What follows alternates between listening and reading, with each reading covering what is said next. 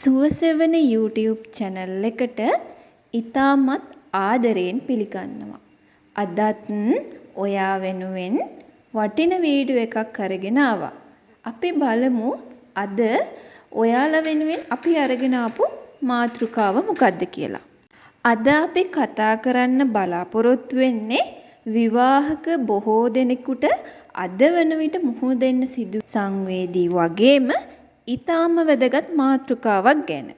ඒ තමයි දරුඵල ප්‍රමාදය. විවාහ වෙලා වසරක් හෝ ඊට වැඩි කාලයක් නිරෝගී ලිංගික ජීවිතයක් ගත කරලත් කිසිදු උපත් පාලන ක්‍රමයක් භාවිතා කරන්නේ නැතුව දරු ගැබක් පිහිටන්නේ නැත්නම් එය වෛද්‍ය විද්‍යාත්මකව අපි කියනවා දරුඵල ප්‍රමාදයක් කියලා.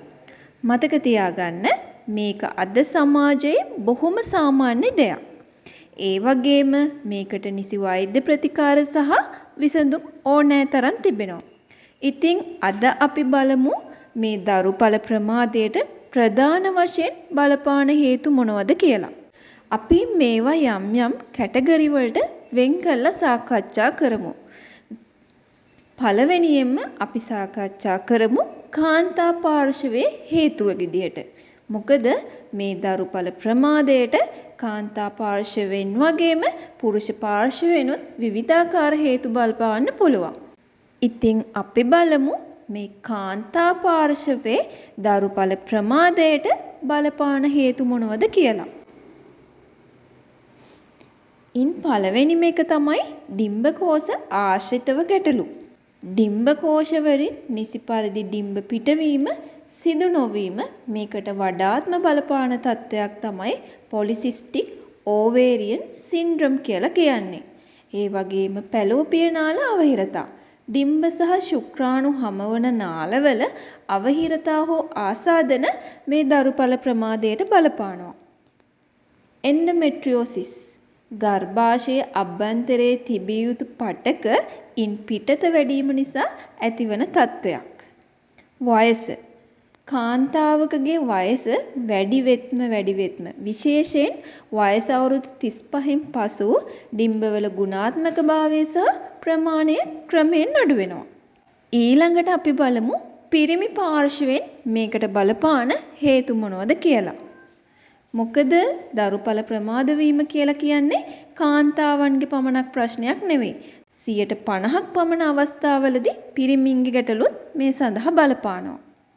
ශුක්‍රාණු දුර්වලතා. ශුක්‍රාණු ප්‍රමාණය අඩුවීම, ශුක්‍රාණු වල චල්‍යතාවයේ අඩුවීම, නැතහොත් ශුක්‍රාණු වල හැඩයේ අසාමාන්‍යතා තිබීම මේකට බලපාන්න පුළුවන්.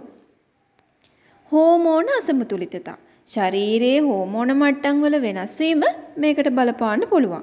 ව්‍යුහමය හෝ ජානමය ගැටලු. වෘෂණ කෝෂ ආශ්‍රිත ආසාදන හෝ වෙනත් වෛද්‍යමය තත්ත්වයේ ජානමය ගැටලු මීට බලපාන්න පුළුවන්. මේ හැම දෙයකටම අමතරව අපේ නූතන ජීවන රටාවත් මේ සඳහා වැඩිපුර බලපානවා. අධික මානසික ආතතිය, දුම්පානය, මත්පැන් සහ මත්ද්‍රව්‍ය භාවිතය, නුසුදුසු ආහාර රටාව සහ ස්ථූලතාවය. මේ වගේ දේවලුත් මේ දරුඵල ප්‍රමාදයට ඍජුවම බලපානවා. මට ඔයාලට කියන්න ඕනි දේ තමයි මේ වගේ තත්වයකදී ලැජ්ජ වෙන්න හෝ බිය වෙන්න කිසිම අවශ්‍යතාවයක් නැහැ. සුදුසුකම්ලත් ස්ත්‍රී රෝග හා ප්‍රසව වෛද්‍යවරයෙක් හමු වෙලා මූලික පරීක්ෂණ කරවලා ඒ සඳහා පරීක්ෂණ වලට ප්‍රතිකාර ගැනීමෙන් නිවැරදි හේතුව ඉක්මනින්ම හොයාගන්න පුළුවන්. අද නවීන විද්‍යාවේ දියුණුවත් එක්ක IUI, IVF වගේ ප්‍රතිකාර ක්‍රම හරහා බොහෝ දෙනෙක්ට මව්පිය පදවිය ලැබිලා තියෙනවා.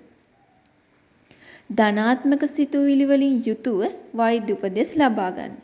ඔබටත් ඉක්මනින්ම සුභාරංචියක් අසන්නට ලැබේවා කියලා සුවසෙවන අපි සියලු දෙනාම ඔබට ප්‍රාර්ථනා කරනවා. එහෙනම් ඉක්මනින්ම තවත් වීඩියෝ එකකින් හමු වෙමු. සුබ දවසක් වේවා.